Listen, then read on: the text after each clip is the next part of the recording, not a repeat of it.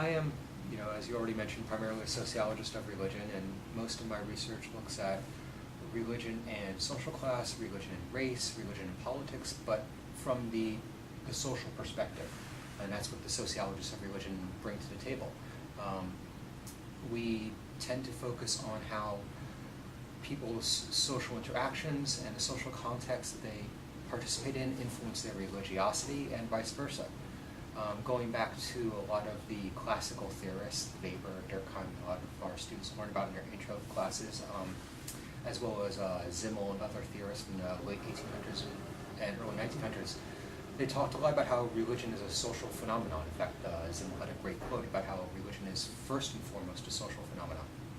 And we forget when we look at religion in the United States, we often look at people's beliefs and activities and what they do, what they think about religion, and we sometimes forget that it's within a larger social context that this all happens. And that's what the sociologist of religion brings to the table, as opposed to the religious studies scholar or the anthropologist or other people who are also doing relevant research in religion. And so what we do is we look at specifically the social aspects, and my research in particular has emphasized the social context of religion. And so, for example, I've done a fair amount of research looking at the congregational impact on people's activities and beliefs outside of church or a mosque or synagogue, and trying to emphasize the social aspects of religion. I've found that, of course, the denominations and religions that people belong to affect their political activities. If you're a Southern Baptist, you tend to have different political views and political activities and beliefs than someone who might be United Methodist or Catholic or Jewish or Muslim. But we find that more so than these overarching religious affiliations, what's more important is the actual place where people participate in religion. So some of my research has looked at comparing more broad religious affiliations to people's congregational affiliations. So I find that the actual church or mosque or synagogue that you go to has a bigger impact on your political activities and viewpoints than whether you're Southern Baptist or United Methodist or Catholic or Jewish or Muslim in the United States.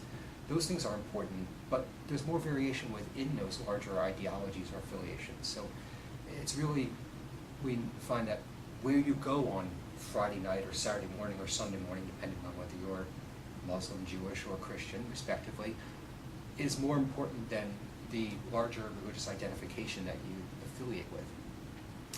More recently, I've started to get at a more what we would consider to be a micro perspective on this, and I'm looking at religion and people's social networks.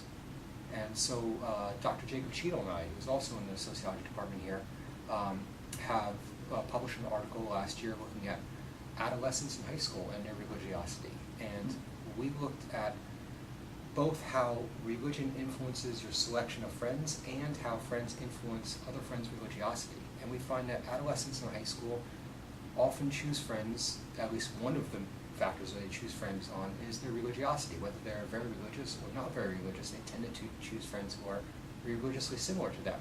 Okay. But also, over time, friends influence each other, and they become even more religiously similar to their friends over time. So we find that religion is a key aspect of both the selection of friends and they influence each other religiously over time. And so again, emphasizing that religion is a social phenomenon, something that doesn't happen in isolation. It's something that happens through your interactions with friends, family, and of course, through interactions with people in church, mosque, and synagogue. Okay. Well, great. Well, thank you so much. No problem. I'm happy to help.